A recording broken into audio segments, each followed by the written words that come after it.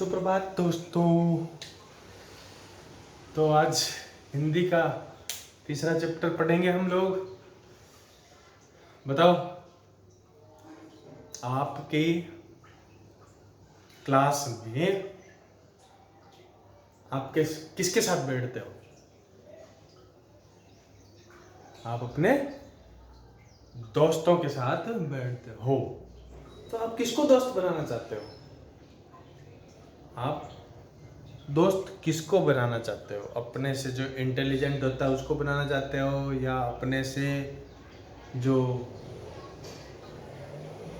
कमज़ोर हो उसको दोस्त बनाना चाहते हो, या खेलने में अच्छा है उसको दोस्त बनाना चाहते हो, या गाने में अच्छा है उसको दोस्त बनाना चाहते हो? किसको दोस्त बनाना चाहते हो? जो हमसे सब कामों में अच्छा है ना? उसको दोस्त बनाना चाहता है ना? तो आज ऐसे ही एक कहानी है, नादान दोस्त।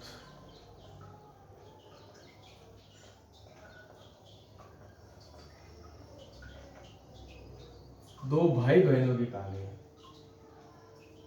नादान का मतलब ना समझ, जिसको समझ नहीं, ऐसा दोस्त।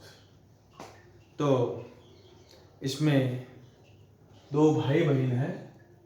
भाई का नाम है केशव और उसकी छोटी बहन है जिसका नाम है श्यामा।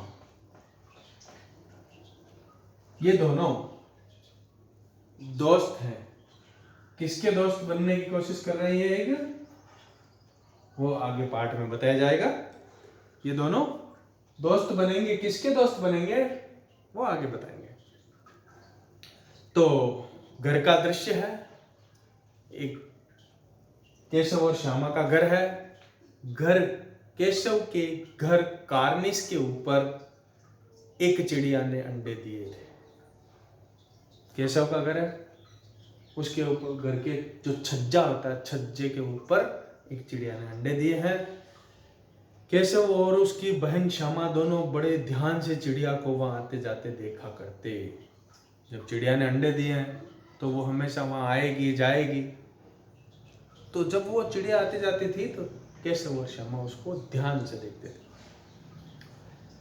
सवेरे दोनों आंखें मलते मलते कार्निस के सामने पहुंच जाते और चिड़ा और चिड़िया दोनों को वहां बैठा पाते। सुबह उठते ही नींद में से आंखें मलते मलते सीधे वहां छज्जे के पास चले जाते थे और वहां पर चिड़िया और उस चिड़ा को बैठा हुआ देखते थे।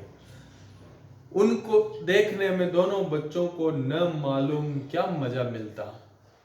उन चिड़ा चिड़िया दोनों को देखने में ये दोनों बच्चे बड़ा आनंद लेते थे। पता नहीं उनको क्या मिलता था। ये सुबह का नाश्ता, दूध और जलेबी को छोड़ करके और वहां जाकर के उनको देखने में व्यस्त रहते थे, उनको देखने में बिजी रहते थे। दोनों के दिल में तरह तरह के सवाल उठते। दोनों के मन में कई प्रकार के क्वेश्चन उठते थे, प्रश्न उठते थे। अंडे कितने बड़े होंगे, किस रंग के होंगे, कितने होंगे, क्या खाते होंगे, उनमें से बच्चे किस तरह निकल आएंगे, बच्चों के पर कैसे निकलेंगे, घोंसला कैसा है।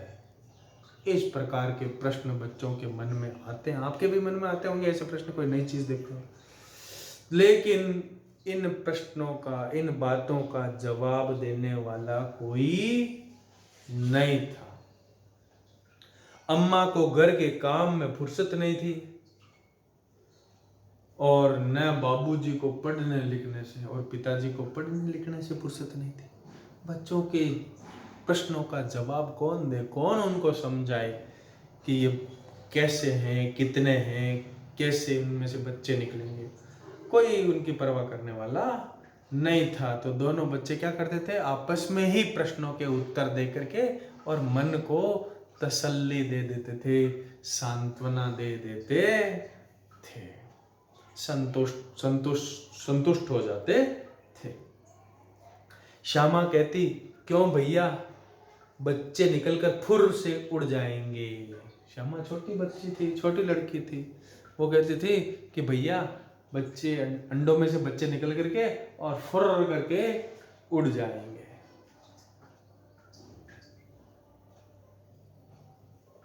केशव विद्वानों जैसे गर्व से कहता, नहीं रे पगली, पहले पर निकलेंगे। केशव बड़ा था तो ऐसा समझता था कि मैं बहुत बड़ा विद्वान हूँ, इस श्यामा से तो मैं ज़्यादा जानता हूँ, इसलिए वो गर्व के साथ कहता था कि पहले पर निकलेंगे। पर का मतलब क्या होता है? पर का मतलब यहाँ पर है पंख। पर का मतलब परंतु भी होता है, और पर का मतलब ऊपर भी होता है। पेड़ पर पक्षी बैठे हैं, है ना? तो पर, मैं विद्यालय जा रहा था पर बारिश आ गई। चिड़िया के बच्चों के पर निकल गए हैं। तो इस प्रकार से पर शब्द के अलग अलग 3 अर्थ होते हैं।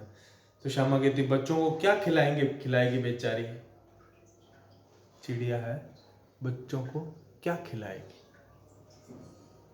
केशव इस पेचीदा सवाल का जवाब कुछ न दे सकता था।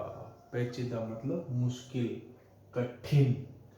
पेचीदा का मतलब कठिन।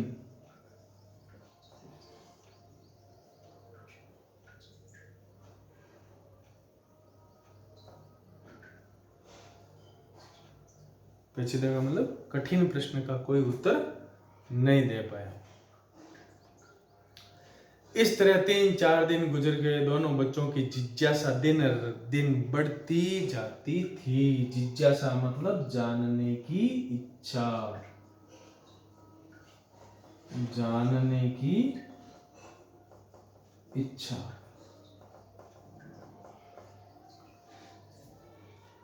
चार पांच दिन गुजर गए, पर बच्चों के मन में जानने की इच्छा और बढ़ती गई। अंडों को देखने के लिए वे अधीर हो उठे थे। अधीर मतलब धैर्य खो चुके थे, रोक नहीं सके अपने आप को। दोनों बच्चे अंडों को देखना चाहते थे। उन्होंने अनुमान लगाया कि अब जरूर बच्चे निकल आए होंगे। अनुमान लगाया कि इतने दिन हो गए, अब तो अंडों में से बच्चे निकल गए होंगे।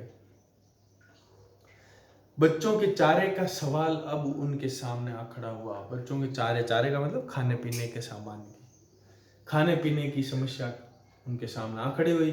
चिड़िया बेचारी इतना दाना कहाँ से लाएगी? सारे बच्चों का पेट भर जाए, इतना दाना कहाँ से लाएगी वो? गरीब बच्चे भूख के मारे चूं चूं करके मर जाएंगे।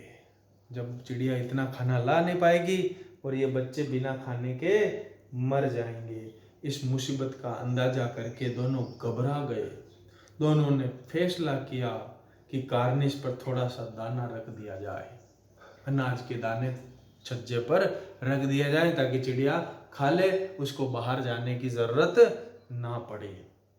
श्यामा खुश होकर बोली, तब तो चिड़िया को चारे के लिए कहीं उड़कर जाना ना पड़ेगा, फिर उसको उड़ करके बाहर जाना नहीं पड़ेगा। केशव, नहीं, तब क्यों जाएगी? केशव कहता, फिर वो क्यों जाएगी? जब दाना उसके पास ही मिल जाएगा तो क्यों जाएगी? श्यामा, क्यों भैया, बच्चों को धूप नहीं लगती होगी? छज्जे के ऊपर कोई छत थी नहीं, तो धूप तो आती थी। तो श्यामा प्रश्न पूछती है कि भैया बच्चों को धूप लगेगी या नहीं लगेगी? धूप तो लगती होगी। केशव का ध्यान इस तकलीफ की तरफ न गया था। केशव का ध्यान इस समस्या की तरफ नहीं गया, लेकिन जैसे श्यामा ने कहा तो उसको याद आया, जरूर तकलीफ तो हो रही होगी, बेचारे प्यास के मारे तड़पते होंगे, ऊपर छाया भी तो नहीं है। आखिर यही फैसला हुआ कि घोंसले के ऊपर कपड़े की छत बना देनी चाहिए, पानी की प्याली और थोड़े से चावल रख देने का प्रस्ताव भी स्वीकृत हो गया।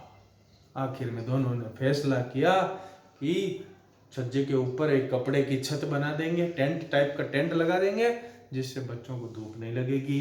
एक प्याले में थोड़ा पानी रख देंगे ताकि चिड़िया को और चिड़िया को प्यास लगेगी तो पानी पी लेंगे, और एक कटोरी में थोड़े से चावल रख देंगे ताकि चिड़िया खा लेगी तो बच्चों को दाना मिल जाएगा, भोजन मिल जाएगा। इस प्रकार का प्लान बना लिया है। अब उसको प्लान को कैसे एग्जीक्यूट करते हैं, कैसे उसको लागू करते हैं, इसके बारे में हम अगली क्लास में पढ़ेंगे।